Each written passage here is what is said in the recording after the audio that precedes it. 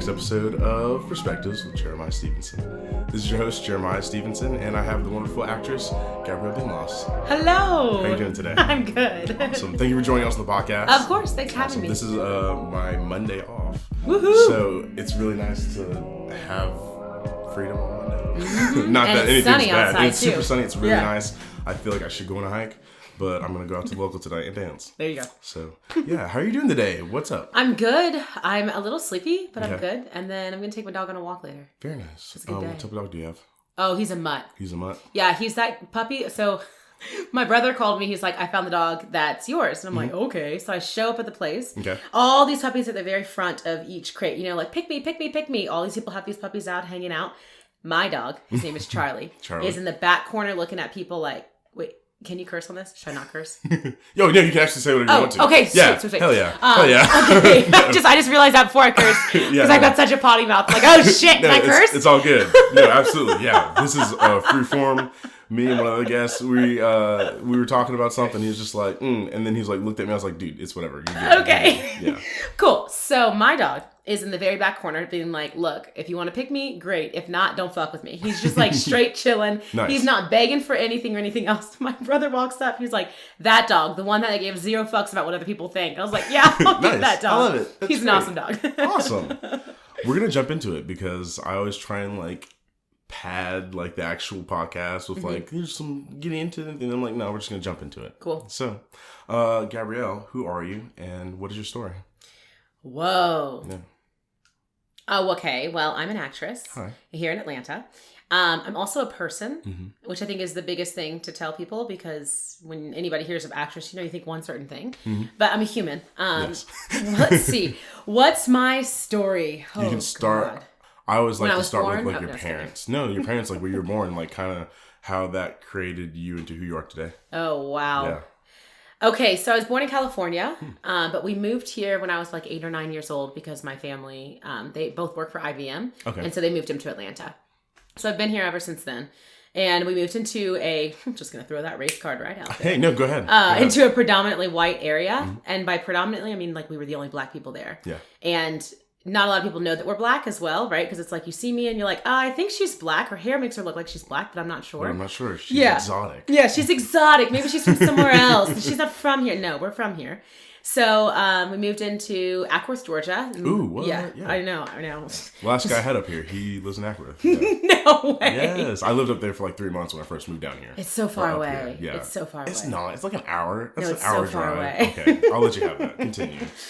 We moved there, so I went to elementary, middle, and high school there. And then I graduated and I went to Georgia College. But I think the main thing that makes my family is that we're the only group of people that are here. The rest of our family is in Seattle or California. So I'm very, very close with my immediate family. And then everybody else, it's like, yeah, I think she's my aunt. I think that's my I'm uncle. not sure. I'm not sure. Yeah, I probably have a picture with them, but I also couldn't tell you anything about him. That's actually kind of my life too. Like my family's from Virginia. Yeah.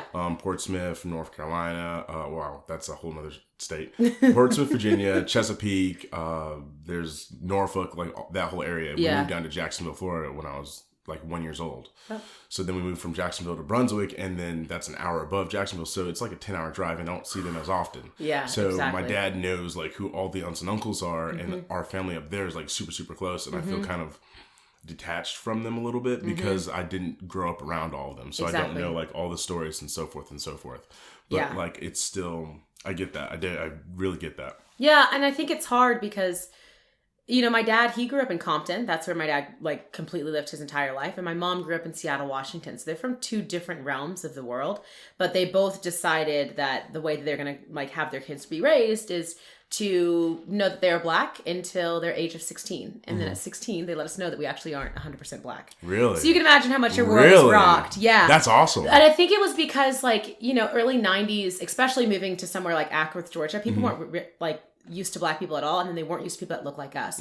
So I couldn't go anywhere as a child without being asked, what are you? So it made it easy. There's 4 kids in the family to just say, I'm black, and that was it.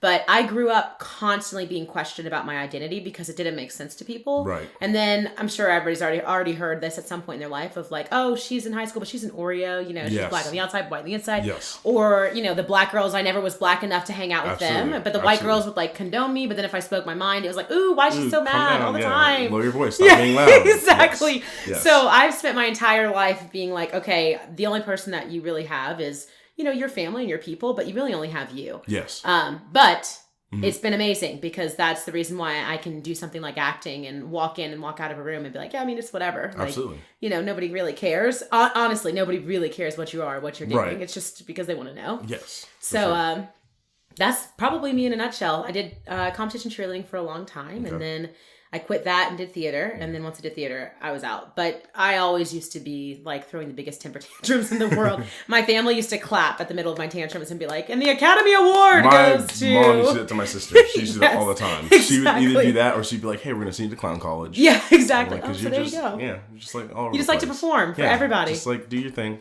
And she's in theater right now. So see? She's actually, next weekend, her play, I keep wanting to say High School Musical. It's not High School Musical. She's the lead at the Brunswick High School play for Schoolhouse Rock. Oh, okay. Yes. And I'm super proud of her. That's awesome. Yeah, I'm going back home to go see her. So that's going to be great. Good for her. Yeah. Theater is where it's at. I spent most of my life training in theater.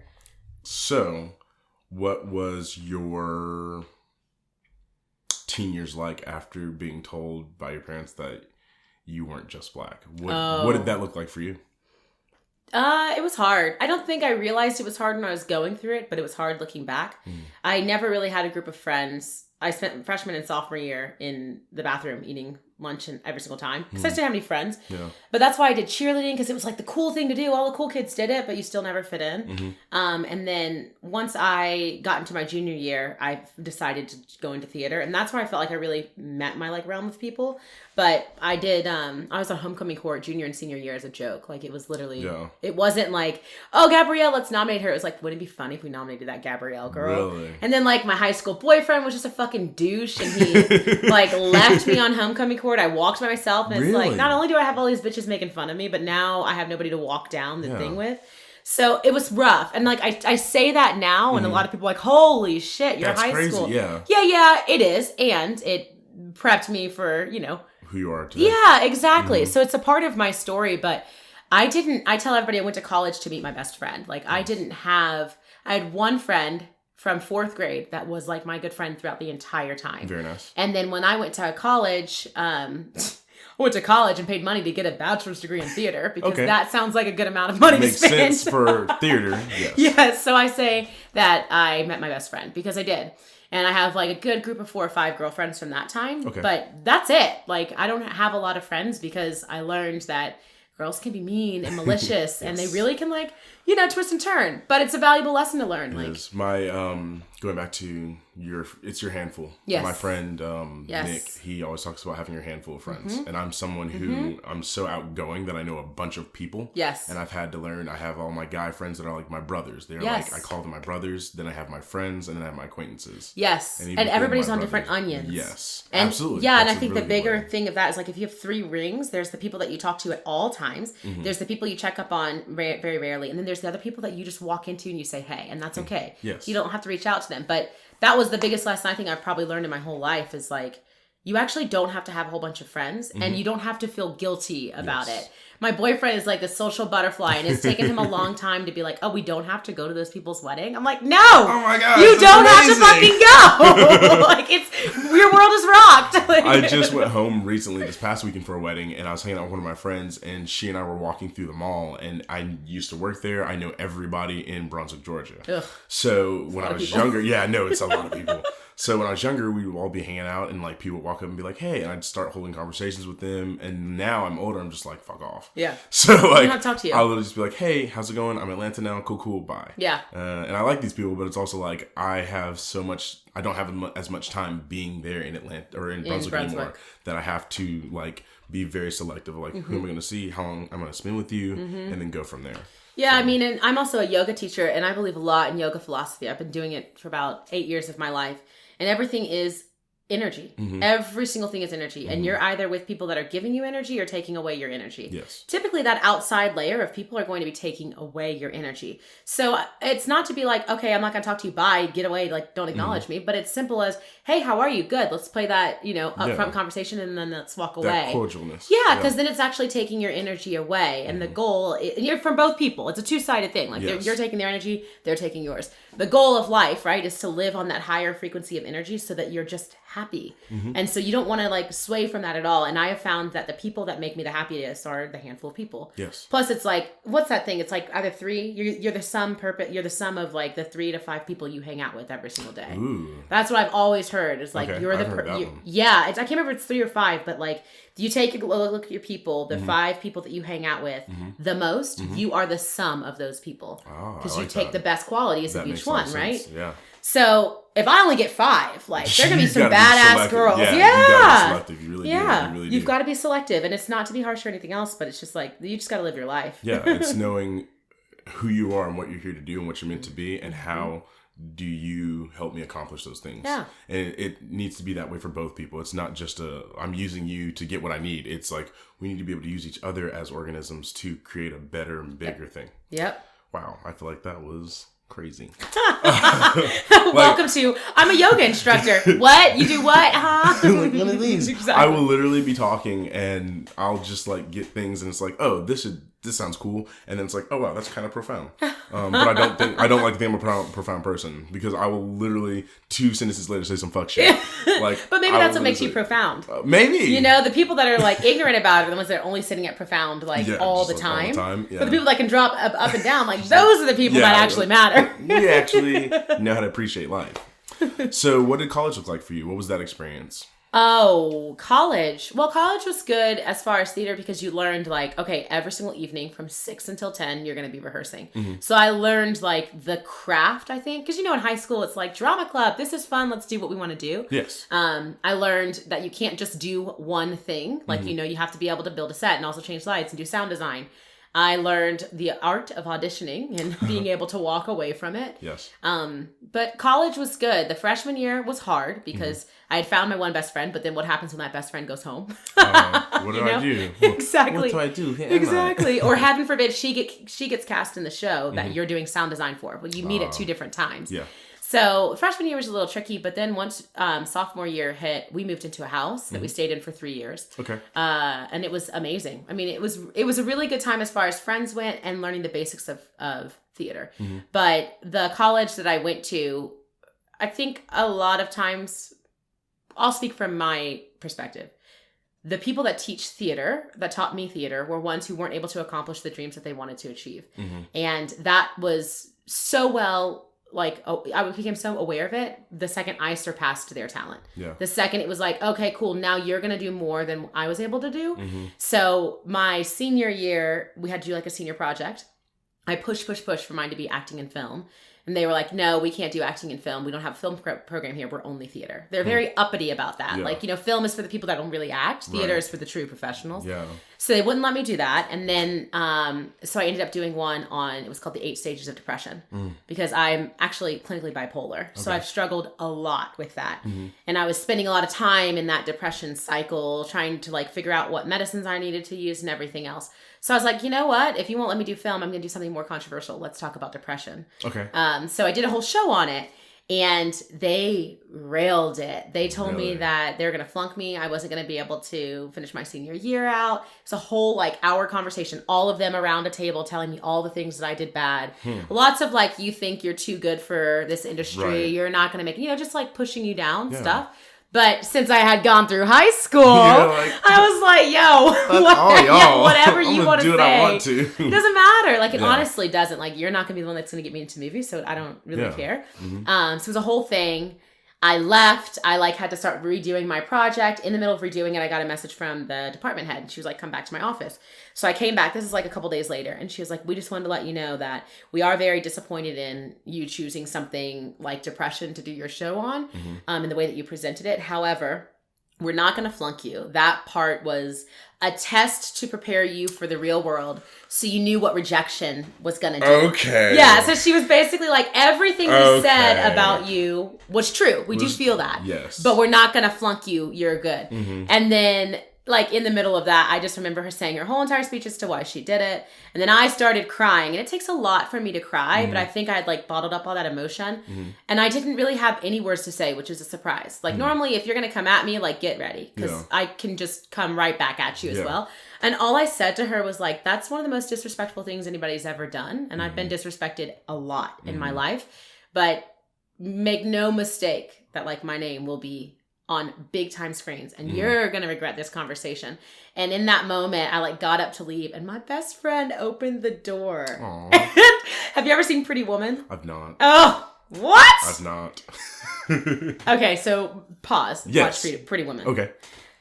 And I'm not gonna tell you anyways. Okay. The part, because now I'm gonna ruin it. But she basically walks in and does a big old Pretty Woman like bit from that and like reuses it there. This will make no sense to you, but our listeners that have listened to Pretty Woman, I was gonna say, if it's okay. If it goes past my understanding, it's okay. It's gonna go over your head for this one. Now I'm the profound one. She just made a big deal. She really had my back. And then after that, it was like, all right, and here we go. Nice. And it turns out that, you know, once you get older and you are in this industry, you really do see it that way. Because back in that time, I didn't recognize like, oh, they haven't achieved what they wanted to achieve, and they're not able to do that. So that's the space of where they're coming from. It just came off to me as like, they're just being a whole bunch of bitches, and I don't like it. Also, I'm paying you, so... Yeah. I didn't go to college. I was going to go to college. Yeah. I got accepted into Full Sail University, SCAD, and then I didn't get accepted into like the 4-year college from where I'm from. But one of my friends, he graduated Full Sail. 2 of them actually graduated Full Sail, and I was talking to him, and he was like, dude, we've been doing film since we were like 13 together. Yeah. And we've been doing our own stuff. Like nothing huge, nothing like prestigious or anything.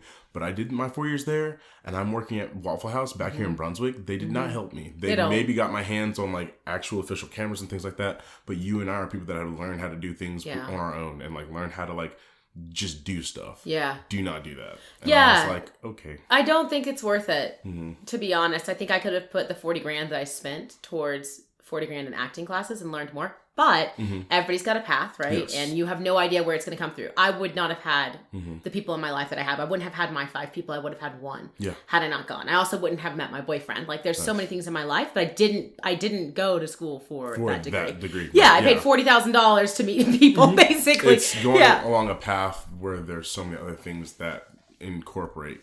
There's a better way to say that, but it's you do what you feel like you're led to do. Yes. And there may be other things that are supposed to happen. Yeah, that are supposed to happen. Yeah. There was one teacher that was there, which is funny now. They kicked her out of the department. She made her own theater in that same town. She's phenomenal. And she's the one that when I get my Academy Award will be thanked. Nice. But she's an amazing teacher. She knows what she's talking about, and she can truly see the talent in people. Thank God she was there. Yes. Because had she not been there, I wouldn't have learned anything. She cast me in Still Magnolias as Shelby. Okay. And she ended up casting my best friend as Malin. Have you ever seen that show? I've not. So Malin is Shelby's mom. Okay. But it was so special. It was our senior year performance, and that was it. And it was so like sweet. Me and the 4 other girls. She didn't mean to cast us that way. We weren't even that close at that point. Oh, okay. And that show like created this closeness of what we had. So she changed my theater career. I should have given her the $40,000 and had her train me. Is what I should have done. You got this. I love this. What did post grad look like after graduating? Like, what did life look like for you into today? Oh, woof. So post-grad, I moved back home for 2 years because I wanted to save up money to buy a place in Atlanta. That was the choice. Atlanta. I'm going to buy a place in Atlanta. At that time, I had been dating my boyfriend for like 5 years when I graduated. So I went back home, and he was also back home. And he was on a baseball scholarship, but then quit and then became an artist. He had so many issues that he was going through. Now, knowing he was a paranoid schizophrenic, I had no idea. So I spent 7 years of my life in a relationship with a paranoid schizophrenic and didn't know. Yeah. But there's a point of, at the very end, when he's like talking to a wall, and I'm trying to talk him out of talking to a wall. Yeah. And he's telling me I'm a witch, like that. It just doesn't, you're like, wait, what's happening? Yeah. But, you know, I have a firm belief that people that are quote unquote mentally ill are actually on the verge of being brilliant. Yeah, it is. Absolutely. They know a lot more and they can do a lot more with their minds.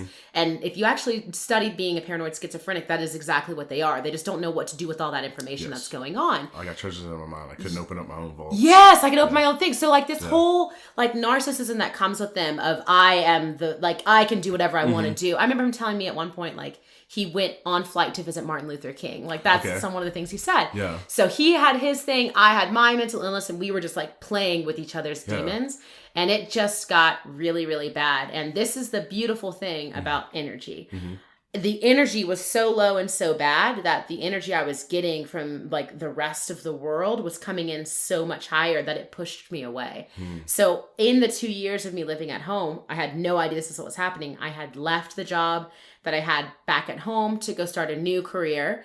And it was in Atlanta. Okay. He kept having to move to like other people's places. His like mom and dad had kicked him out. So he kept literally physically moving farther and farther away from me. Right. And then that new job was like taking up all of my time. So it was the perfect strands to like start to cut. Yeah. So 2 years after I moved back home, I packed up my stuff. I moved to Atlanta. I got an apartment with a couple of friends. And it was a big, huge blow up, but finally that relationship ended. Okay. It took a little bit. Like it took me basically a year to process all of that and like to untangle the demons. But at that point you had been with someone for what, 7 years? 7 years. 7 years, yeah. So that's definitely, that is a full, it's like a little kid's life. Oh my gosh. So you have to take time to really settle and know who it is, who you are by yourself. Yeah, like you do. Definitely something that needs to be processed. Yeah, I needed to do that because I spent my college years with him, and I was working in retail, and it was like my life didn't look like what I expected it to look like. The dream was I was going to move to Atlanta. He was going to move too. We were going to move in together. Maybe eventually see what happens down the line. But like that dream just kept coming farther and farther away from the truth. So when I moved to Atlanta, it was the perfect cut because there was nothing in Atlanta that looked like him. It wasn't Ackworth, Georgia. So I didn't see him everywhere and everything else. Right. Plus this new job I was super, super busy at. So I stayed at that job for about 3.5 years and I was a regional manager, worked my way all the way up. And then I was also doing all of the acting auditions and everything coming through. At the same time? Yes, and also teaching 14 to 15 classes a week. What? It was long. Jeez. For about 3 years of my life, I spent doing like 80 to 90 hour weeks. Jeez. My day would start at like 5 a.m. I teach the 6 o'clock class, work my way up, go to work from like 9 until 6. And then I would come home and record all of the auditions I needed to record. Okay. And then just pray and hope that if I got an in-person, I could get somebody to cover. And switch out and something like that. Okay. Yes. Wow. Yes. Wow. Yeah. And then I looked for a place when I moved to Atlanta to buy, but it was just like too much on my own to even consider. So I just lived in Atlanta in different places with friends. And then I guess 2, maybe 3 years ago, I quit. I was just like, I can't do it anymore. So in January, I had made a decision. I guess it was January 2015, I think, or 26. I don't know what date it was. Made a decision. It was a year. Yeah. Somewhere in the timeline of the universe. Yes, somewhere in the timeline of the universe. I decided I was going to quit. So I gave them the heads up. I said 4 months was my like goal. I left at the very beginning of April. I set it up. They had like the right people to take over the business. Nice. It was good to go. And then I jumped, like so much jumped. I'm deuces. Yeah, I was gone. I like had started dating this guy who's my boyfriend. His name's Corey. He's fabulous. We've known each other for forever. Wonderful. He's person. A wonderful man. Yes. He doesn't have a mental illness. It's so good. He's a normal person. He's also not an actor, so he doesn't like even care at all. Besides, like, yes, I want you to be successful. Yes, absolutely. But he doesn't get wrapped in the actory things that we get wrapped into. Right. So we'd only been dating for like 8 months, and we decided to buy a condo together. Okay. Hey, there we go. But listen, I had known him for 10 years. Yeah, and I will say there's something to my best friends, the three of us used to call each other the Trinity. Yeah. They just started dating last year. I literally came home. We hadn't seen her in forever. I was going to drop a video game off at her house. Yeah. And I wasn't going to say anything. I was going to put her in her mailbox because she had let me borrow it the last time I was at home. Yeah. And I ran to GameStop and she was there and she's like, oh my God. So I was like, hey, I'm actually going over to the island. She and I went out with a bunch of my other friends. The next morning, she and I went to church. She saw my other friend. And then they started dating that night. Oh my gosh. Or like the next day, one of the two. And then I think 2 to 3 months. I want to say like 2 months later, they're like, we're getting married. So, woof, yeah, see? I'm the best man in that wedding. And we've known each other for like 5 to 6 years or so. Yeah. So, yeah. Definitely. I think it's hard in the beginning because it's like there's no bullshit. Mm-hmm. You know, like that honeymoon stage of like, I don't really know you. So like everything you do, like that doesn't exist. Yes. He already knows all of the things about me that are really, really fabulous. Mm-hmm. And he also knows all of my manipulation ways. So it's like, yeah, we're going to shut that down. Yeah. So we bought a condo together. So we got a condo. Because that makes sense. And it actually did. It provided for me to be able to quit my job and not have to worry about it. Mm-hmm. So I quit and then I went to be an actor full time. Okay. And so I still teach yoga classes, which is great to supplement, but it's what I needed to do to be able to actually take myself seriously. Okay. So you asked in the very beginning, like, what do you want me to introduce yourself as? Like, you don't want me to put yoga instructor on there? Yeah. The answer is always no, because it took me a long time to own that I'm just an actress. Oh. I worked so hard to have that title, and I had to work really hard mentally to tell people would ask me what I do, and I would always say, I'm a regional manager. I never answered it with actress. It's taken me a long time to walk that path. So so like this is the entire story that you've heard me talk about this whole time, is to say like, hey, that's it's only been 25 minutes. This is okay. We've still got another 35 minutes. I just started stepping into saying I am an actor, even though I don't do a lot of acting, but I'm always around it. I've been starting to produce some things with some people, and so when people ask, because like you earlier, like who you rep by, I was like, I'm not rep by anybody, because like, I'm not an actor. Like, I don't act, but I know I have the capacity and the ability to do it, and I know I am, and I'm going to do it one day. Yeah. But I'm just going to start saying it now. And that way, when I'm walking into it, it's just more of a, I've already been this. Yeah. Because I am that I am. I am all the things. Yeah. And it's a badge. Yeah, it is. I was on set with someone the other day, and she was like, so her first question was, so what do you do besides acting to support yourself? I didn't tell her I was a yoga instructor because at that point I felt like it was kind of like, no way you could do this on your own. Yeah. So I was like, I'm an actress. And there was like a long pause for me to insert justification for creating a career out of just acting. And I didn't feel this pause, which is something about me. If you leave a long pause, I'm just going to leave it there and see what you do with it. Yes. And then she went back and like took this, oh, sorry, I didn't mean to assume. I just assumed like, because nobody else is in this. And it's like, yeah, cool. I'm going to let you walk through that on your own because it was a little offensive. So yeah, it's a badge. Like people ask me all the time, what do you do? I'm an actress. What's funny is when you have a significant other and you're in front of them and they're like, oh, cool. We were so excited to meet you. Yeah. So what do you do? And you say, I'm an actress. And they look, and it's a man. They look to the man like, that's so sweet of you to support her in her little dream that she has. That's normally what you get. That's fucked up. It's normally what you get. They assume that the man is the one that is supporting, and it probably doesn't matter at all. Like even if I was dating a girl, they would look at the girl and be like, "So you must be the one that's supporting," because acting isn't a legitimate thing. Yeah, it's become this thing where it's almost it is that what is that word? The thing that people always talk about where. The starving artist. It's the starving artist thing. Yes. It's like where it's like, oh, you're in this field where it's like very creative and like there's not a lot of money there. Yeah. And you can't like fully function within that. Right. And it's like, no, it's possible. And like we know people that do it. Yep. We know people that have full successful lives by being actors and actresses and artists and musicians and things like that. So it's really encouraging to hear that reinforced that like it can be done and it is being done. Stop listening to all the excess it's just that excess. Just comes in and and it's I think 80% of the job, like 80% in booking the gig, is being able to own that badge. If I can walk into a room knowing that my career is an actor, that takes all of the, ooh, are they going to want me? Are they going to like me? Am I going to be enough to prove? Out of it. Because I already know this is my career. This is me doing my job. Now, I would say 5% is actually my ability to act because so many people are so talented. Yes. And right now, it's a really beautiful time where people are just looking for people to be people versus if you look back in movies in like the 2000s, they were really portraying characters. I just watched Avengers.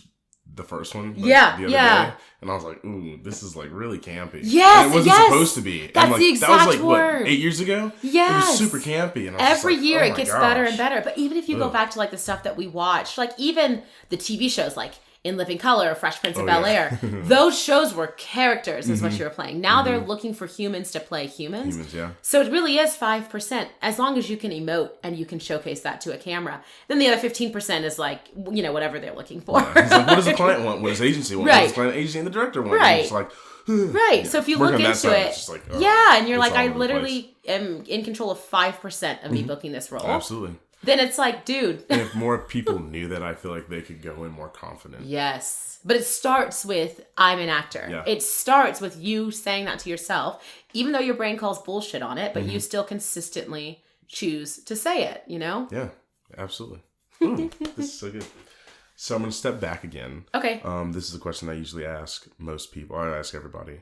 And you kind of touched on it. What is a struggle that you have or have had? Okay. And how do you combat it, grow from it? If you haven't, what does it look like? And the depression, I think. Yeah. I want to talk about that if you want to. Oh, for sure. Because I feel like absolutely. that is really... People don't talk about it enough. Yeah. Do you know anything about being bipolar? Oh, I'm sorry. Bipolar, not depression. It's the same. You're is good. It really? Well, basically depression is... Educate me. This is fun. Okay, Educate cool. me. Depression is the sad portion of it. The down, the like doom cloud over your head all the time. Yes. Bipolar also has the other side of mania where you're super high. Okay. Bouncing off the walls, talking about really fast. Like you're constantly go about whatever you need to do. Now, there's a term called borderline bipolar and borderline depression where it's like you're not 100% over there, but different things can get you to be where it needs to be. Okay. Whereas when you just have depression, it's just the low portion of it. So bipolar is like you can play both sides really, really big. Okay. I've struggled a lot with it. When I was in high school, my junior year, my entire mom's side of the family is bipolar. So they all take medicine. Their solution was put her on medicine. So by college, my junior year, so that's 4 years. That's 4 years. Yeah. I was on the highest dosage of medication that you could be taking. Oh, wow. And it was a huge deal. You're actually not supposed to give kids, like in high school, that kind of medicine. It really fucks with the brain chemistry. So I wasn't feeling anything at all. There was no high, there was no low, but I also didn't feel it. Like there's so many memories I don't remember at all. I just was like living on a cloud. Junior year, have you ever seen the movie Doubt? No, I haven't. Okay, well, junior year we did the show. If you keep asking me about movies, everyone's gonna be like, "This dude has never watched a movie." No, The Avengers. You just haven't watched the movies I've watched. That's true. There's movie posters all over this room, and I'm like, true. I have not seen almost all of them. So we just don't watch the same movies. Yeah. I actually don't think I've seen any of them. Any of these. So there's Deadpool 2. Wait, I saw Deadpool 2. All right, cool. Deadpool 2. The Hitman's Bodyguard, Ryan Reynolds and Samuel Jackson. No, haven't seen Phenomenal. Blade Runner. Haven't seen Scott Pilgrim. I love all the comic books. That's what that is. Like, I have all the comic books, the board game. Okay. Fuck that board game. It's like Dungeons and Dragons, but like on crack cocaine. Okay. You cannot understand it. Got it, so I won't buy the board game. Please don't. Live, Die, Repeat, Tom Cruise. No. John Wick. No, I haven't seen it. Kong Skull Island. I only have that poster because the depth and the colors are phenomenal. It is pretty. It's so pretty. And then Assassin's Creed. Yeah, I haven't seen any of those except for this one. Deadpool 2? Deadpool, Cool. and that's only because Zazzy's in it. Okay, I love Zazie. She's phenomenal. She's so great. See, so we have two different tastes in films, yeah.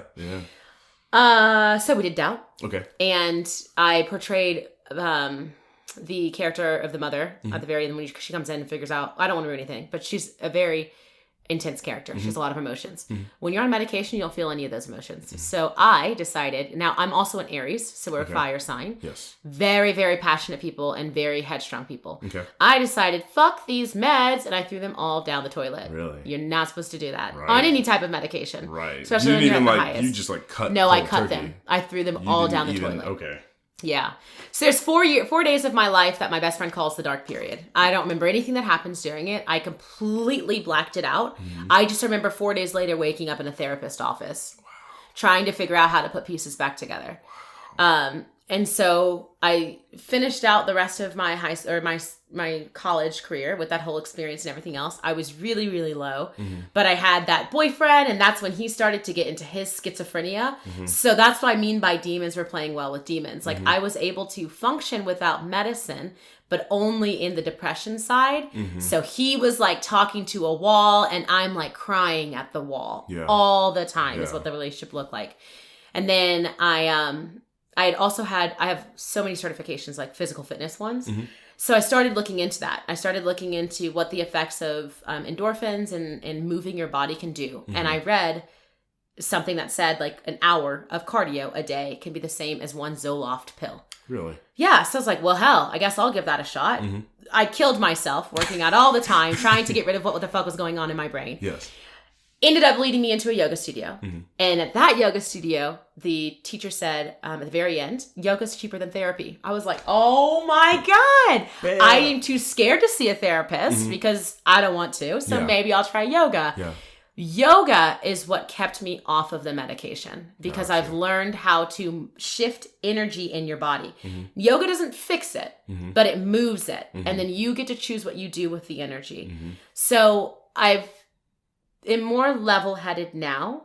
It also comes with like the experiences. I don't have things that trigger me around me. If it triggers me, I learn it triggers me and it goes away.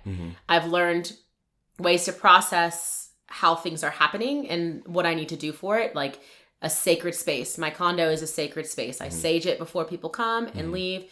We have lights that are turned on for certain times of the day. There's always music that's playing. There's different playlists for it. But a lot of that comes into having a supportive partner. Yes. He doesn't have any mental illnesses, nor has he ever struggled with that side of it, but he can respect it. So if I come home and he's home before, the lights are low, the right music is playing. Gotcha. It just depends. So I can work my way around it to the best of my ability. Gotcha. But if I go to an audition and something is triggered, then it's hard to pull it back together. So I'm not on medication anymore.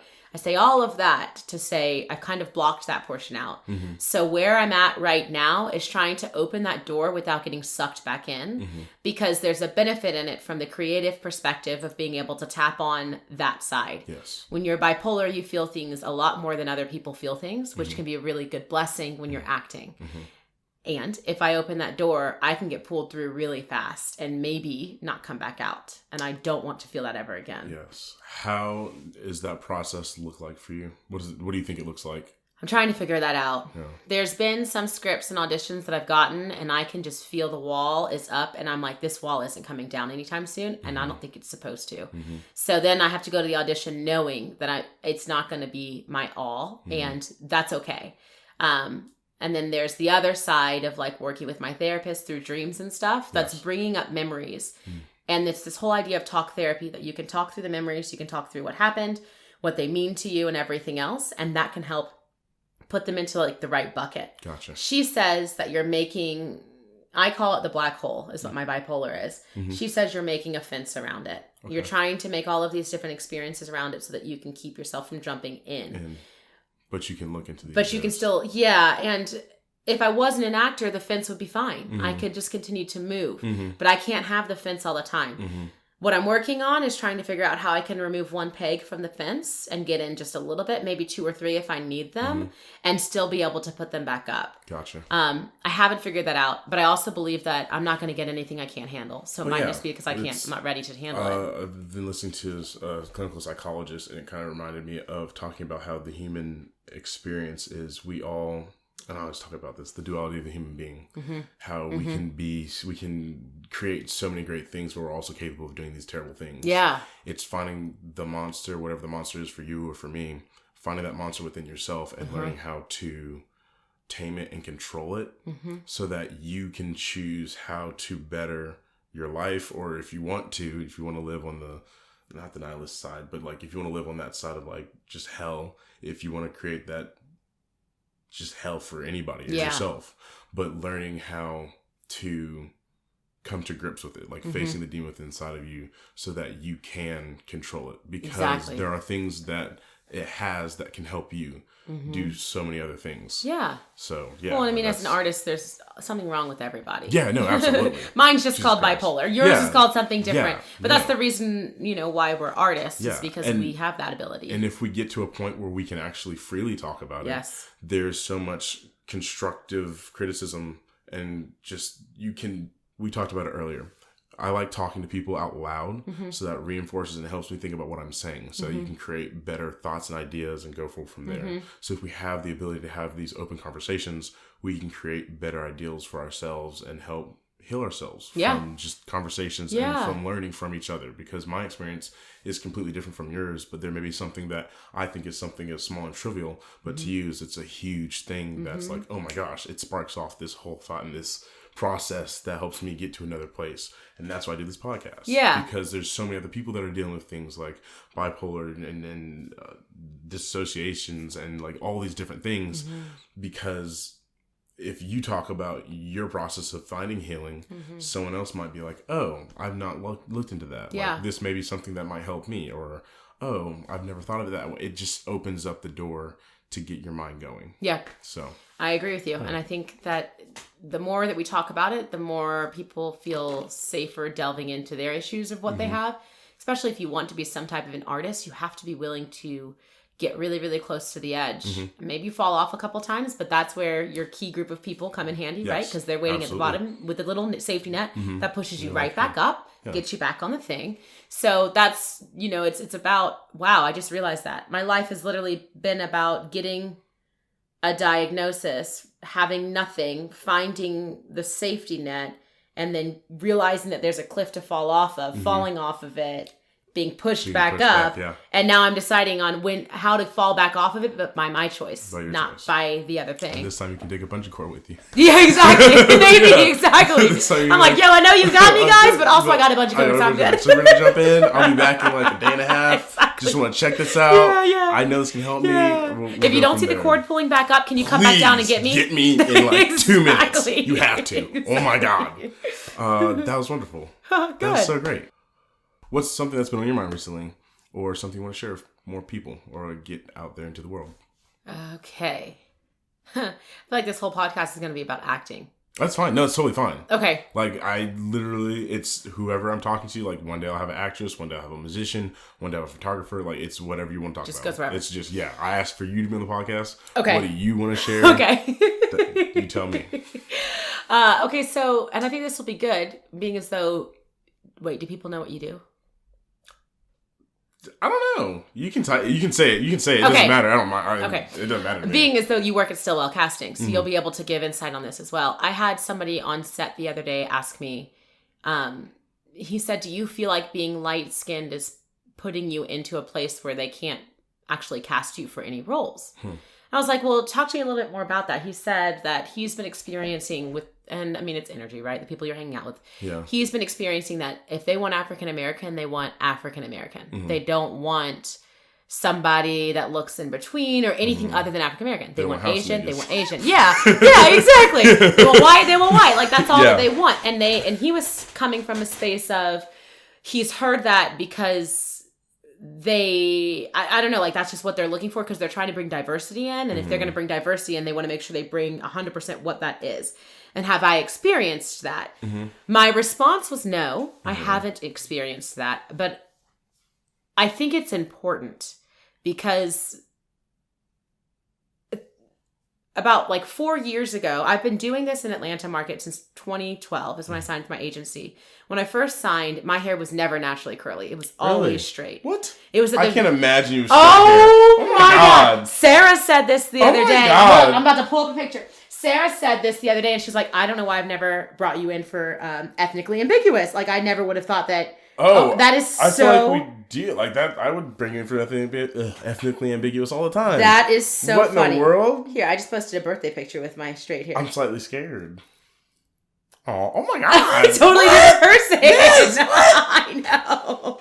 I'm screaming in the microphone. What? So, it was always straight, but that was like the very, very beginning of the natural hair revolution. And I was super lucky because I had already started my journey earlier. Like, I'd done the big chop and everything. Do you know what that is? No, is that we cut off all your hair? Yes. Okay. When you cut off like all of your relaxed hair and you start growing your natural hair back out. No. Because when you do a relaxer in your hair, the hair that grows from your head is curly. Yes, I did know that. But the rest of it is like somewhat straight or wavy. Gotcha. So you cut that off, so it's just the naturally curly hair. Gotcha. So I had started that back in college, but what I found is like I was never getting called in for roles when my hair was naturally curly. People were confused and they didn't know. They were also, that was the very beginning of like ethnically ambiguous for everything is what people were looking for. Right. So now that we've switched and finally people are down with the curly hair and being like, oh, she's a normal person. It's not like she didn't spend 45 minutes curling her hair that way. Yes.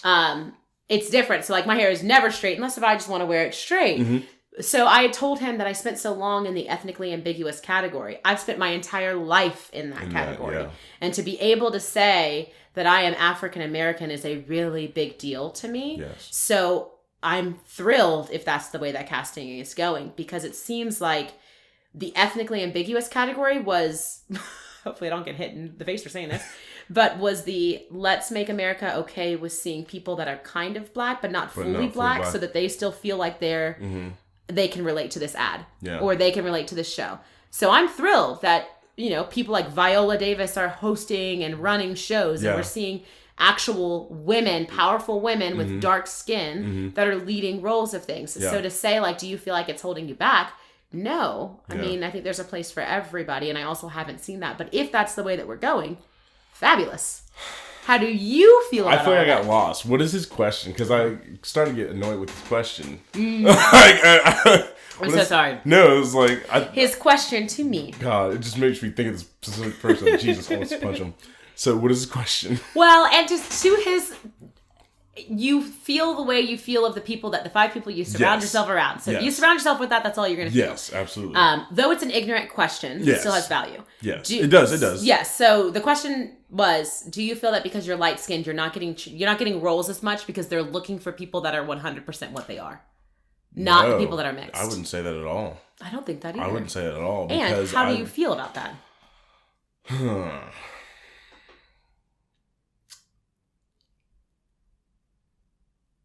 How do I feel? So let me answer it first. No, I don't think so at all, because from where I sit within the casting, we are generally helping your client figure out what the fuck they want, because they don't know jack shit. That's generally the biggest thing. They're not sure what they want. They don't fucking know. God, take me away from this place. They don't know what they want, and it's annoying. However, how do I feel about it? Ask me the question again, because I'm like, I have to ponder this and like fully. Well, I don't know how true it is, but if the industry is going to a place where they're only looking for people that are dark, close to 100% of what they need to be, if the role says African American, it needs to be a darker skinned person. How do you feel about that? I feel like it opens up a bigger question. Okay. I feel as though I feel like I'm okay with it. Yeah. I feel like I'm okay with it because that's giving them the opportunities to do it. Yeah, and also people need to see people that are darker skinned on TV all the time. We're all a spectrum. Nobody's 100% anything anymore. Oh my gosh. Me and Brian on the other episode talking about black people as a monolith. Yes. Like, that's not what we are. Right. So I'm totally okay with that. However, I feel like it opens up to a bigger question of representation. Like, I think it opens into, so let's say we need a mom and we have a kid that looks like this, but you and your complexion could be this kid's mom, but the dad's like whitish or lighterish, but the kid has a complexion that a darker mom could also play. You know what I mean? Like, who deserves it? Yeah. You see what I mean? Like, it goes into that. And at that point, I think we play a game that's,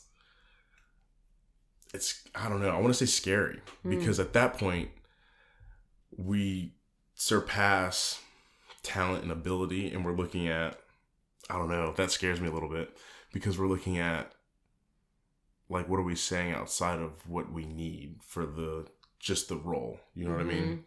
And that is a little weird. It's a little concerning for me, because I want, at the end of the day, I'm like, get this out there and do what you need to. But either way, both of those people still have the same, they're both humans that have a story that need to be told. Yeah. Why are we letting, maybe I'm looking at it from a whole different perspective. But that's good, because that's why I brought it up. Yeah, because then you start looking at defining people based on what they look like. Yeah. And then that's a dangerous slippery slope.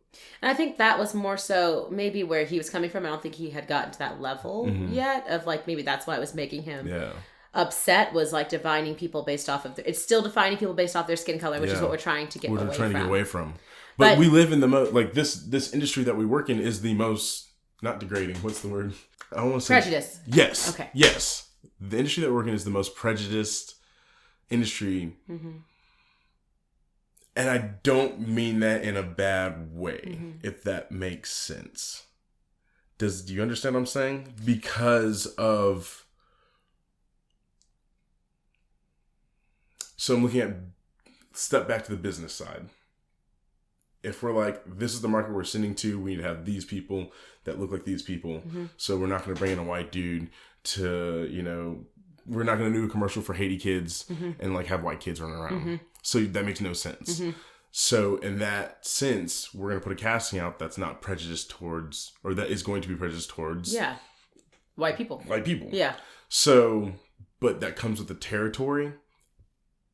But on a larger scale, this is a weird game. It's such a weird game. It is. I don't like it. I think that's why I brought it up, though, because I've been so back and forth because, I don't know, the only way out is through, right? Mm-hmm. So the only way out of prejudice is to go through it. And if we're in the industry that's the most prejudiced, that means we also are in the industry that can make the most impact. Yes, absolutely. So the argument for me, occasionally on most days, is like, well, then maybe it's good to be that prejudiced because then it's showcasing to people who people are and what they are so that people can start to see it more. Be comfortable with it, and then we can get out. Yes, and I think we've lost... being prejudiced or having prejudice is not a bad thing. That's a negative term we associated with racism and things like that, of that nature. But being prejudiced means I like Coca-Cola, I don't like Pepsi. Yeah. I like Transformers, I don't like Roblox. Like, that creates who you are as a person. Everybody's prejudiced on different levels. It's just, how does that prejudice hurt other people? Yeah. And when we start to make laws or start to like allow that to govern the way we run the world, that's when that becomes an issue. That's when it becomes an issue. Yeah. But you're not saying you like Coke and you're doing an ad for Coke, so you can only pick Coca-Cola things. Obviously, yes. But like, it's not... Finish your statement. So no Pepsis are allowed to audition. Just the Cokes are allowed to audition. We're picking the best Coke for this role. Right. Okay. Yeah. You're being prejudiced on that. But where it gets tricky is when it's like, now all the Cokes are superior versus the other ones. No, absolutely. It's like, let's do a soda commercial and we're only going to have Cokes come in and audition. Yes. No, it's a soda commercial. We can have Cokes, Pepsis, and all these people come in. Yes. No, I definitely, that's totally a thing. Yes. That should be a thing. It should be a thing. Yes, it should definitely be a thing. So it doesn't really, I don't feel that, first of all, to answer his question, no, I don't feel like being a lighter skinned black person is making me not be able to get chosen for black people roles. Mm-hmm. No. And if the industry is going that way, I kind of go back and forth on it. Like, well, why are we defining things based off of race? But also, it's important for us to define things based off of race. Because, like, why did it take us this long to come out with half of the shit that we've come out with predominantly black casts? Well, it goes back to the kind of Hamilton conversation we were having earlier, where it's like, that's not African-American stories. Mm-mm. Like, that's... Earlier we were talking about Hamilton, and I talked about how Lin-Manuel was great and everything, but it's just a blackface cast of the white man's foundation of America. It has nothing to do with us. Like, yes, there were slaves during the time. They do touch on some of the slavery aspect and trying to abolish it, but that's not when they abolished it. No. So it really ain't got shit to do about us. It's not when they abolished it. Thanks, Lynn, for adding rap and hip hop to like some cool stuff. But like, that's not our story. Yeah. Like, that, there needs to be a influx of our people doing things that tell stories that we've created. Exactly. And stories that we have had in the past. And just do it. But I think it's important for our people to play those roles. Yeah, no, absolutely. So, how would we not? Oh my God. No, but what I'm saying is like what I'm saying is there's like that Donald Glover Makasir is Shaft. Oh, yeah. Like, no. But there's spaces for each person to play different things. Like, there's a space for... Let me make sure that if there's a movie that comes out, right, and there's a line or the role of the character is somebody that has been through the identity struggle of, am I black, am I white, am I this, am I that? That needs to be played by a light-skinned girl. If it's a girl if it's a girl. And if it's a girl... Yes. If it's somebody that is a darker skinned, like, that doesn't actually make sense. And so that is what I feel like is fair. Like, if the roles are coming out and it's portrayed by somebody that's a different skin color of the beautiful blackness that we can all have, it's not going to hit the way it needs to hit. Not that the darker skinned girl could not play that role. She could, but it will not hit the way it needs to hit for the lighter skinned girl to play it. So when it comes down to casting, if that's what it comes down to, and I'm not getting a role because the darker skinned girl should get the role because it's going to hit more, then I'm here for it because that's the important part about it. In telling a story, you are telling it to a general audience, and you are, as telling a story, you're trying to effectively convey the message that is being brought to the table. Yes, and effectively. How are you able to effectively do that? Exactly. Yes. In the most efficient way. Yes. So I think where that conversation goes is it's not necessarily... you're darker skinned than me, so you're booking more than me. It's, are the roles that are coming out, does it make more sense for you to be booking them? Because that tells the story more efficiently. Absolutely. And then the question that his should have been to me is like, does that upset you? Yes. Instead of, do you feel like because you're light skinned, you're not booking as often? Yes. It's like, so what? What we effectively have just done is we took a broad question and we brought it down. We brought it back down. We opened it up and we kind of delved into it. Awesome. Yes. I like that. Because that question kind of pissed me off. I was like, I couldn't think of it. I was like, I'm trying to think. All right, ooh, let me calm down. Okay, what? Yes, you should have seen me. The question, and this was also with somebody that talked a lot about themselves. And I have learned so much patience from yoga. So I let them talk about themselves for 45 minutes, where it started with that question, and then it went 45 minutes into their story. Yeah. So one of those, I'm going to ask you a question, but really use that question to bounce into my story. And then at the end of the 45 minutes, I said, he was like, so what do you think? And I was like, you want me to answer the question that you asked me 45 minutes ago, but we got derailed onto your life? Yeah. And he was like, oh, wow, I didn't realize that. And I was like, yeah. First off, let's take a look into that scope. Like, you know, and then we can break everything. And then we can break everything else down. But it's a loaded thing. It is. It's loaded. Really loaded. And I think if we're going to have these conversations, we have to make time to define what's happened. Like, it's the art of argument. We have to define all of our cases. Like, you know, what is this? I'm defining it's red. So let's talk about red and how red affects it's being around yellow. Okay, what's yellow? Yellow is this. But I think we generally, in terms of our conversations, not most of our, like, this is wonderful, but in a lot of conversations, there's just blanket statements that are kind of thrown. Yes. And there's not a real, let's sit down and define what we're going to actually talk about and then derail from there. But by derailing, you're actually giving a full life to whatever that specific thing is. Yeah. Being very detailed and specific is, I think it's something that we're losing. Yep. Especially in conversation. Well, and just being specific gives you perspective, right? Versus you just thinking somebody's racist. Like, if you can get as detailed as you can about whatever you think about, that can be the cusp of you thinking somebody is racist versus just understanding that they've walked a different path in life. Yeah. So that's made them think different things. Yeah. And it can clear up a whole bunch of this other shit that happens. I had a friend tell me someone else was racist recently. I was like, well, what did they do? Yes. Like, you can't just say that because that, like, you can't say that today now because people are going to be like, well, kill that motherfucker. I'm like, okay, maybe they just didn't like this one specific person because they did something, but from the outside it looked like this. Yeah, tell me what actually happened, not just the blanket statement of they're racist. Yes, yes. Cool, wonderful. So now it comes to the point in the podcast where I ask you a question from our previous guest. Okay. And for those of you who don't know who our previous guest is, you need to go back and listen to the last episode because that's who asked this question. So, Gabrielle, are you ready? I'm ready. Our question from our previous guest is, are you really doing what makes you happy in your life? And if not, why aren't you? Oh, no, I'm 100% doing what makes me happy in my life. Absolutely. Which is actually the perfect way to sum up this whole thing. I know. As you were saying all this, I was like, so that question's been answered the entire episode. Yes, that's wonderful. I am living an amazing life. If it doesn't make me happy, I'm not doing it. And if that means I say no to people that are going to get their feelings hurt or no to experiences that I don't want to do because I don't want to make them, they're not going to make me happy. Like, I don't care. Yeah. I've always said that and I'm not there yet, but when I get to be 30, that's when I'm at my prime, where I give zero fucks about what people think and I'm only doing what I want to do. Yeah. You're taking ownership of your life and your surroundings and your environment. So I made that mission like when I was 20 years old and I really stuck to it. And I feel like every single year I get closer and closer to it. There has to be an improvement. Otherwise, I'm not going to get to that milestone of 30. So yeah, I'm 100% doing what I want to do. Nice. And if I'm ever not, or you ever figure out that I'm not, if I come up to your office one day and I'm like, you know what, I'm going back to retail, you need to be like what are you doing? Please stop. Unless you're like selling people as actors and actresses, don't do that. Exactly. No, absolutely not. Do you have a question? No, you have to. You absolutely have to. What is your question for the next guest that we have on? Are they all deep felt questions? No. So they don't have to be. Okay. They can be deep felt, they can be funny, they can be stupid, they can be whimsical, literally anything. Oh, okay. You could literally be like, how are you today? Don't use that. That would be so boring. Yeah, don't use that. The guest before you wants to know how you're doing. I mean, I'm fine. I said that at the beginning of the episode when you asked me. Exactly. Nothing's changed in the last 20 minutes. Okay, let me think a little. Okay, mine's two-part. Okay, two-part questions. I like it. Great.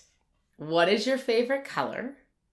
It has to be from Roy G. Biv, not this funky Where's Roy G. Biv? What? I don't know. What is Roy G. Biv? I'm dead serious. I don't know what Roy G. Biv is. I really don't. Am I saying it right? That's how much I don't know. Yes. Okay. Roy G. Biv is the colors like in order of a rainbow. Oh, red, so orange, it's like yellow. Roy G. Biv. Okay, yes. Cool. Got you. Okay. So wait, you have or haven't learned that?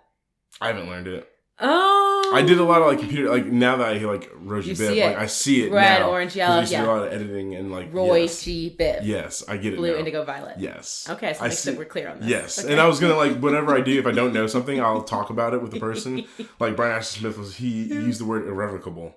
And I was like, I've never heard that word and I love it. What is and then it? I had to look it up. And so when I posed the question to the last guest, I was like, irrevocable. And I was like, what is it? And I was like, this is what it means. Oh, look at you. Yeah. Well, it's actually really nifty because it's like your brain also sees colors in that order at all times, but you don't realize it. It's just been when you get like a pack of crowns, they're organized in that color. Yes, the watercolor is the same thing. So you just process things better in that. So if you ever were to organize anything, like let's say the spines of books or these DVDs, Roy G. Biv is like the industry standard for organizing. Okay, the reason I know a lot about it is from retail knowledge. Like when we would organize clothing, Roy G. Biv, because it made it the easiest for the guests to see and shop. Gotcha. So what is your favorite color and what does it not say about you?